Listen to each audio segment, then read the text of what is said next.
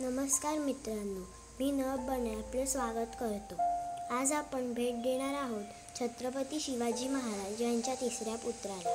शिवरायांचा हा तिसरा पुत्र कोण, तो कुठे आणि कसा भेटेल, या प्रश्नांची उत्तरं या भागात तुम्हाला मी देईन. मराठा साम्राज्याचा घास घेण्यासाठी बलाढ्य मुघल, आदिलशाही, डच, पोर्तुगीज आणि इंग्रज टपून बसले होते. पण ते स्वराज्याचा घास घेणे सोडाच, पण वेळप्रसंगी दाती तृण धरून महाराजांसमोर हात जोडून उभे राहिले. हे शक्य झालं ते शिवरायांचं असामान्य नेतृत्व, मराठ्यांची, अगदी तो कुठल्याही जाती धर्माचा असो, स्वराज्यनिष्ठा. आणि त्या स्वराज्यनिष्ठेला जोड मिळाली होती 350 गडकोट आणि जलदुर्गांची. शिवरायांनी अखंड हिंदुस्थानात सर्वप्रथम जाणले ते सागरावरील वर्चस्वाचे महत्त्व. त्यासाठी जातीने लक्ष घालून प्रबळ आरमाराची उभारणी केली. ठाण्यापासून पुढे तळकोकण पट्टीपर्यंत अरबी सागरावर जरब बसवता येईल अशी जलदुर्गांची साखळी निर्माण केली. त्या साखळीतील अत्यंत महत्त्वाची कडी म्हणजे जंजिरे सिंधुदुर्ग. अजिंक्य सिंधुदुर्ग हा शिवरायांचा लाडका तिसरा पुत्र. शिवरायांनी आपल्या कारकिर्दीत प्रत्यक्ष बांधलेल्या मोजक्या किल्ल्यांपैकी एक.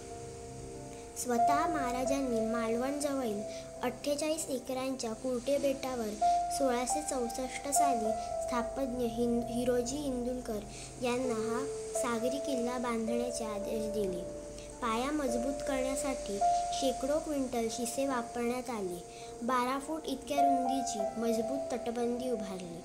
तटबंदीची उंची होती 30 फूट इतकी प्रचंड. सुवर्णाच्या कोंदणात जसा हिरा, तसा सिंधुदुर्ग अरबी सागराच्या कोंदणात शोभून दिसतो.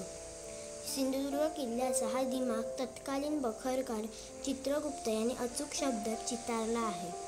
84 बंदरात हा जंजिरा 18 टोपीकरांचे उरावर शिवलंका अजिंक्य जागा निर्माण केला. सिंधुदुर्ग जंजिरा जगी अस्मान तारा, जैसे मंदिराचे मंडन श्री तुलसी वृंदावन. राज्याचा भूषण अलंकार 14 महारत्नांपैकीच 15वे रत्न महाराजास प्राप्त झाले. सिंधुदुर्ग किल्ल्याचे प्रवेशद्वार नवागतास सापडणे कठीण. नावेतून हेलकावे खात किल्ल्यावर जावे लागते. किल्ल्यात प्रवेश केल्यावर महाराष्ट्रातील किल्ल्यांवर दिसते ते मारुतीचे मंदिर. शिवकाळापासून लोकवस्ती असल्याने गावाखेड्यात दिसून येणारे जरीमरीचे मंदिर किल्ल्यातही आहे. जागोजागी तटबंदीवर चढून जाण्यासाठी दगडी पायऱ्यांचे जिने केले आहेत.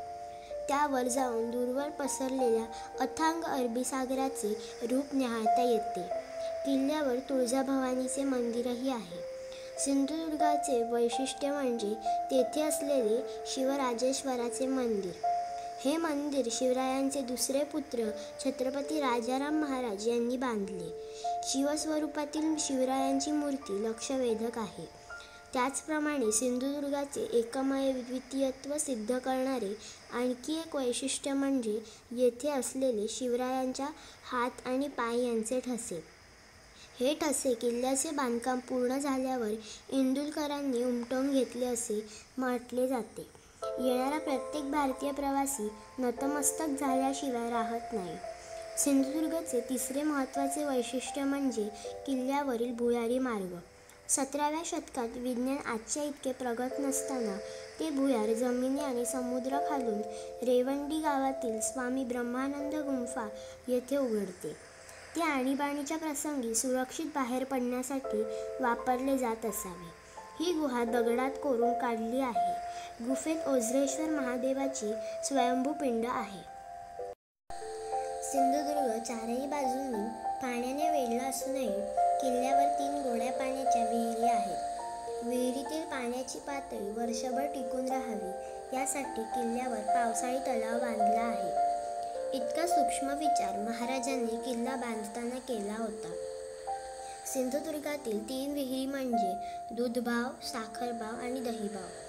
मराठ्यांसमोर इंग्रज, पोर्तुगीज, डच, फ्रेंच, मुघल, आदिलशाही असे बलाढ्य शत्रू निष्प्रभ झाले.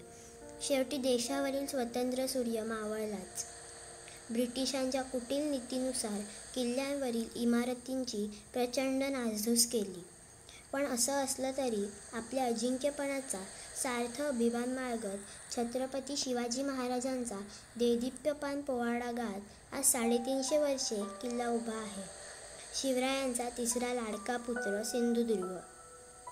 गीत मराठ्यांचे श्रवणी सुखी असो, स्फूर्ती दीप्ती धृतीही देत अंतरी ठसो. वचनी लेखनीही मराठी गिरा दिसो, सतत महाराष्ट्र धर्म मर्ग मनी वसो. देह पडो तत्काळीही असो स्पृहा. सिंधुदुर्ग परिसरात अनेक पर्यटन स्थळे आहेत. विस्तीर्ण Tarkarli beach, Devbag beach, Chivla beach येथे देशी विदेशी पर्यटकांची कायम गर्दी असते.